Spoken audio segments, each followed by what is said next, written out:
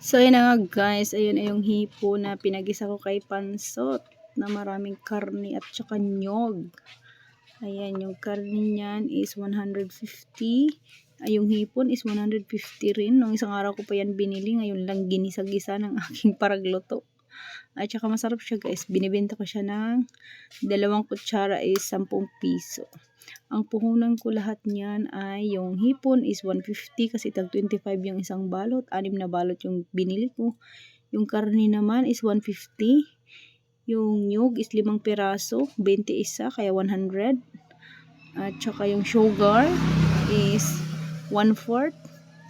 25. Dalawa daw yung nagamit niya. Dalawang 1/4 yung nilagay ni pansot na sugar kasi sobrang alat daw.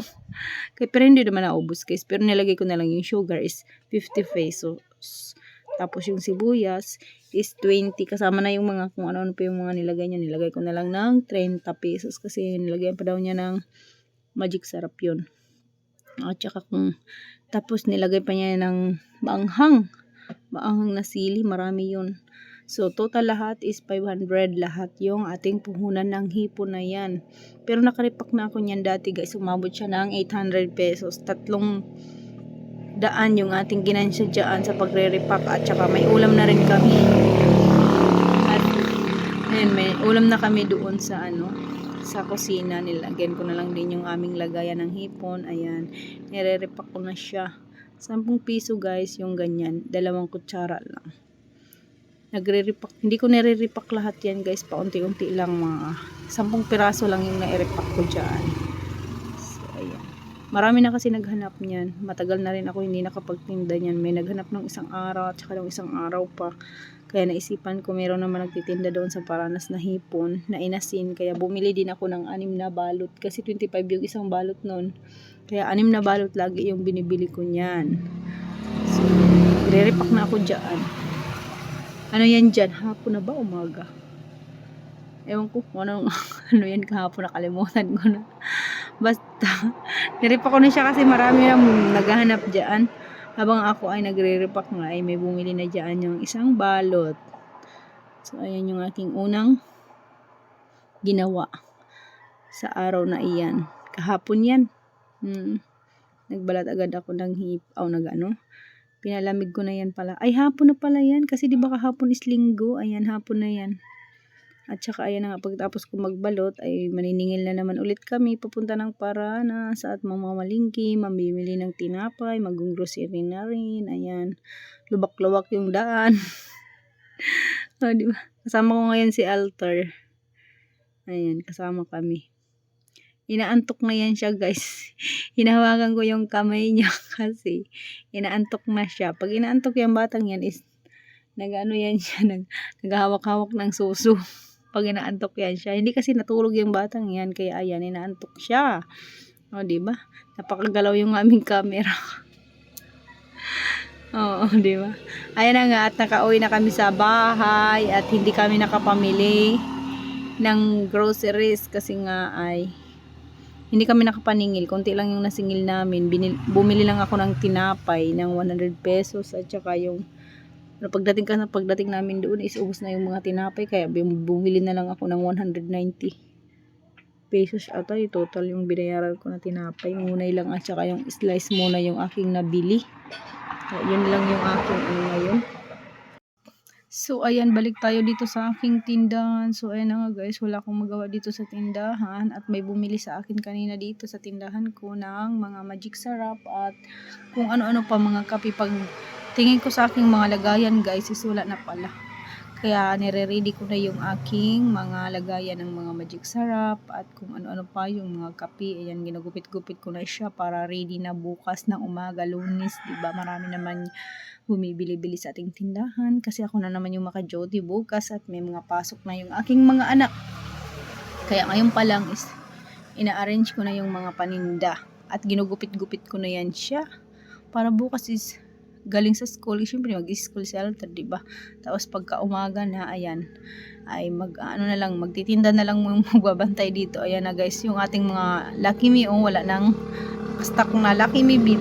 Mas nauna talagang nabibili sa akin yung Lucky Me beef at nauubos. Ayan. Pag hindi ko yan nilagyan dyan ng Lucky Me beef ay sabihin na naman ng aking mga anak is ubos na yung aming Lucky Me beef. Samantalang is meron pa yan doon sa bodega naka-box kasi yung aking mga Lucky Me beef. Kaya ayan inaanohan ko dyan. Dinidisplayhan ko siya. Ayan, displayhan ko yan dyan sa aking tindahan para kitang-kita ng aking mga tendera dito sa aking tindahan na meron pa kaming stock na maraming mga Lucky Me. Ayan. Tapos, ano pa ba yung wala dito? Hinugupit-gupit ko pa yan. Ina-arrange ko yan. Yung Bear Brands wax konti na lang kaya magupit-gupit rin ako noon. O, diba? Ayan, yung Lucky Me chicken, punuin na natin para maganda tingnan yung ating tindahan. Ayan, yung mga ibang naka-stock guys, nilagay ko yan dyan sa aking bagong istante. Pagpasensyahan nyo na minsan guys yung aking voice over, no? Kasi nandito lang ako sa tindahan, nagbo-voice over. Siyempre, bantay sa tindahan at pinatay ko na nga yung ceiling fan para hindi maingay. At saka si Alter, pinatulog ko na, pinapunta ko na yan doon sa papa niya para matulog na sila. Ayan, may bumibili na naman. So na nga guys, balik tayo dito sa aking ginagawa. Ayan, ginagupit-gupit na ako ng kopi blanca kasi nga ubos na naman yung aking lagayan ng basket. Ayan na, may nabili na naman. At so ayun na nga guys, balik tayo dito sa aking ginagawa, no. Ayan, magupit-gupit na ako ng mga kopi ko blanca. Ito talagang kopi ko blanca guys dito sa aking tindahan. Kwento ko lang sa inyo, no, is napakabilis siya. Sa lahat ng mga kape dito sa aking tindahan ay siya yung pinakamabenta. Sumunod naman is yung ang creamy white. Sumunod is yung greatest white. At nag-top 4 yung ating original Nescafe. Ayan yung top 4 natin dito sa ating tindahan. Kaya ngayon pa lang ay gupit-gupitin na natin. Yung top 1 naman ng mga gatas dito sa aking tindahan. No? Yung Berster talaga yung pinaka mabintang gatas dito sa aking tindahan. Kaya tagi-isang box yung aking binibili-bili. At hindi siya mahirap gupit-gupitin kasi hindi siya naka-scotch tape. At saka yan yung Bear Brand. Ganyan din yung ginagawa ko. Mas maganda yung naka-box, nakatipid ka pa, at malaking save mo, at malaki yung ginansya mo. Kaso lang, malaki talaga yung puhunan niya. At saka hindi siya naka-scotch tape. Hindi kagaya ng patingi-tingi, dasin-dasin lang yung bibilhin mo. Is naka-scotch tape siya doon mo sa grocery bibilhin. Diba? Hindi hassle siya kasi naka-scotch tape nga. O, diba? Oh, hindi kagaya ng isang box is hindi na siya naka-scotch tape. Alam na lang, gupit-gupitin mo lang siya. Tapos pagkatapos is, ayan, i-display mo na. O, diba? Ayan, nandyan na naman yung aking binatang si Alter is nagugulo-gulo na siya sa akin dyan. At habang ako ay nagupit-gupit is tumutulong siya. Para matapos na daw at gusto niya nang matulog. Kaso lang is, ano pa lang dyan, 9 pa naman kami nag-close ng aming tindahan at marami-rami pa namang bumibili-bili dahil di ba linggo? Pag linggo talaga is maraming bumibili dito sa tindahan. Kaso lang is ngayon is hindi masyadong mabenta yung ating mga alak. Is naubos na pala yung aming mga alak na beer. At saka ayan na guys, balik tayo dito sa aking ginagawa, no. Ayan, ay yung mga Bear Brand at nililigpit ko na. Para bukas talaga is hindi na mahirapan ako pagbigay na lang ng customer kasi minsan yung customer dito sa aking tindahan mas lalong-lalong na pag umaga is nakapila na sila sa labas is ako ay natutulog pa. Di ba ganyan pag umaga dito at hapon napakamabenta. Yung pagtanghali is hindi masyadong mabenta. Ayan, si Inday nagdadaldal na siya kasi mag-close na daw siya ng kanyang tindahan. Samahan niyo kami magsarado ng aming tindahan.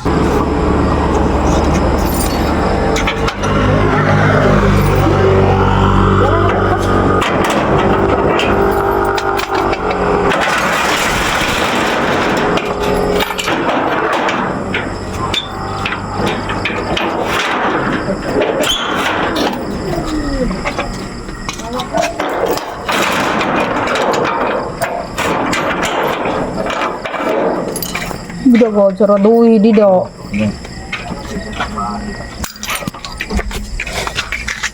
Close the window.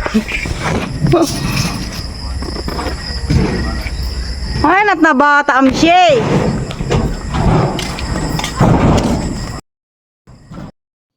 So, ayun na nga guys, nagsarado na nga kami ng tindahan dyan at hinahanap ko pa si Alter kung asan siya napunta. Pumunta siya sa kabilang bahay doon sa auntie niya, kaya pinapahanap ko siya. Eh, nilayasan pala ako niya, sabi ko mag-close na kami ng tindahan. Pumunta pa pala siya sa kanyang auntie Bibi, Mama Bibi. O diba kasi bumili yung Mama Bibi niya ng cup noodles, parang naamoy niya ata. Kaya ayun, gusto niya magkitikim doon sa kanyang Mama Bibi. Ayan palang binili namin mga tinapay kanina. At saka ayan na yung hipon namin guys. Ayan, 5 piraso na lang yung natira. O, nakabenta agad ako ng 50 pesos. O, diba? At saka ayan yung mga anak ko nag-assignment pa. Hindi pa tapos sila mag-assignment dito sa tindahan. At aantayin ko pa yan. At tapos yung pag-assignment nila kasi gusto ko is pag alis namin is mag-ano kami gusto ko linisan ko yung tindahan ko at wala nang matira dito sa aking tindahan kasi pag sila yung natira dito ang kalat-kalat ng aming tindahan. So ayan, close na nga kami is marami-rami talagang bumibili pag close na yung tindahan, no? Ayan, nagtatakbuhan sila, bumili sila ng sigarilyo at kung ano-ano pa. At pahabol-habol pa silang nalalaman dito sa tindahan. Sabi ko nga sa kanila, kung hindi kami mag-close, hindi kayo bibili. Mas maganda talaga yung kino-close agad kasi para maraming pahabol ng bibili. O, ayan na yan siya guys. Nanghingi na yan siya ng cup noodles kasi gusto niyang magpatimpla din ng cup noodles kasi nga naamoy niya yung Mama Bibi niya doon sa kabila na nagtimpla ng cup noodles. Sabi ko wag na, enough na kasi gabi na nga at matutulog na kami. Kumain naman yan siya kanina is naamoy niya lang talaga yung yung cup noodles ng kanyang Mama Bibi. Kaya sabi ko wag na, mag-milk na lang siya. Tuloy siya mag cup noodles kasi masama yun. Yung lagi-lagi na lang yung kinakain. Masama yun kasi mga ano yan na pagkain na yan. Alam ko na yan kung ano yung mga pagkain niya. O, diba guys, ang rami pang bumibili ng mga sigarilyo. Diba, pa-close na kami. Kung hindi ako nagsarado kanina, hindi yan sila bibili dito sa aking tindahan. O, diba? Ganyan lang yung mga tambay dito sa gilid ba. At saka habang ako ay nag-iintay na matapos yung aking mga anak sa kanilang mga assignment. Ayan yung aking chichirya, o. Hindi ako nagbantay dito sa tindahan. Ganyan yung status ng aking mga chichirya section pag hindi ako nagbantay dito sa tindahan. At hindi sila marunong guys ligpit talaga. Ayan yung nangyayari dito. Nag-aaway yung mga paninda dito sa aking tindahan pag hindi ako yung nagbabantay. O, diba? Ganyan kagulo pag yung aking mga anak lang yung mga nagbabantay dito sa tindahan. Kaya ayan, iligpit na lang ng nanay. Siyempre nanay tayo, wala tayong magawa. Mga anak yan, hindi yan sila nagki-care dito sa ating negosyo. Tayo talaga. Tayo talaga yung mag-a-arrange, magliligpit. Diba? So ayan na guys, na ilagay ko na yung isang balot ng ating mga chichirya. At saka ayan, malinis na tingnan. At saka ayan, papatuloy na natin guys. Marami talagang kakaistorbo sa aking pag-voice over. So okay lang yan kasi mga nakakabenta naman tayo, di ba? Ayan na yung aking mga chichirya. Yan na lang natira yung crackling. At saka yung fish cracker is isa na lang. Kaya ayan, nililista-lista ko na yung mga kulang-kulang dito sa ating tindahan. At saka yung mga dilata natin. Ayan na lang din yan natira. Yung beef loaf is mabenta na, ubos na, pati yung Youngstown natin na red is ubos na rin. Kaya ayan, nilista ko na dito sa aking maywagang listahan para bukas is mabili ko na siya.